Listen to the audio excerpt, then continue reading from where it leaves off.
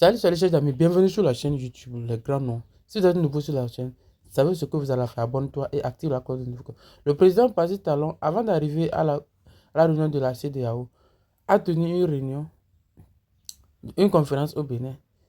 Concernant le Niger, je reviens toujours sur la question de la fermeture de frontières avec le Niger. Vous n'avez pas totalement répondu en ce qui concerne l'ouverture de la frontière. Quand est-ce que vous pensez pouvoir l'ouvrir? Parce qu'au même moment où c'est fermé chez nous, les Nigériens préfèrent maintenant faire passer leurs marchandises par le Togo, puisque le Togo apparemment n'a pas respecté les décisions de la CEDEAO dans ce sens-là, ce qui constitue un énorme manque à gagner pour les caisses de l'État. Alors, qu'est-ce que vous comptez faire dans cette situation, vu que les Nigériens aussi disent, puisque les Togolais les ont aidés, qu'ils n'ont plus envie de passer par le Bénin?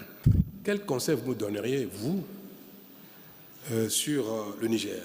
Vous avez dit tout à l'heure qu'il y a un pays qui n'a pas respecté les recommandations de la CEDEAO et de l'UMOA, n'est-ce pas? Et que donc les frontières ne sont pas fermées. Quel est le conseil que vous me donnez en tant que citoyen béninois?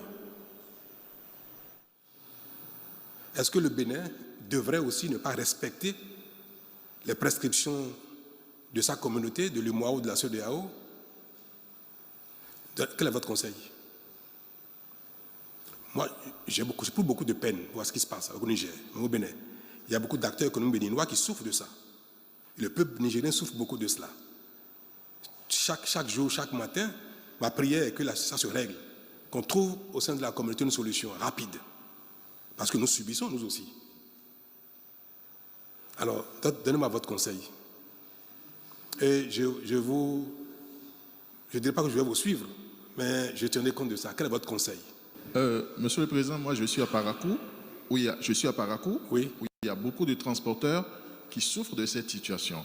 Donc pour moi, avec l'inefficacité de cette décision, vu que tout passe par le Togo, l'idéal serait peut-être de prendre langue avec les autorités nigériennes et d'ouvrir les frontières pour permettre aux Béninois, parce qu'il y a beaucoup de Béninois qui souffrent, vous venez de le dire, il faut aussi que nous aussi on arrive à... Quel est votre conseil? Je vous ai dit tout à l'heure que j'ai pris langue, non? Que je parle avec eux, non? Je vous ai dit ça. Mais aujourd'hui, la CEDEAO et l'UMOA n'ont pas encore décidé de lever les sanctions. Le MOA n'a pas décidé, la CEDEAO n'a pas décidé. Nous subissons des préjudices graves, nous aussi.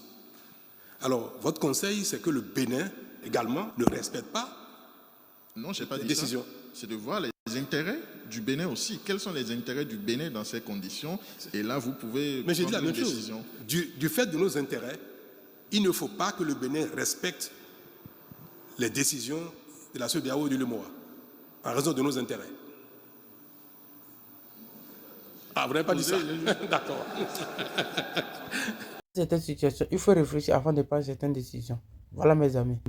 Vous n'êtes pas sans savoir que les pays européens se sont constitués une longue période avec des guerres, des crises.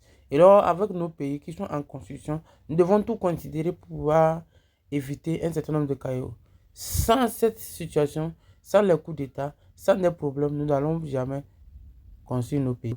Et selon moi, en pensant que nous sommes des pays en construction, toute solution doit être considérée. Nous devons considérer tout ce qui nous arrive parce que nous ne sommes pas en capacité de pouvoir faire quoi? De pouvoir faire face à certains nombre de problèmes en termes économiques et politiques parce que nos pays ne sont pas mûrs. Et il faut tout considérer, éviter de sanctionner. Voilà la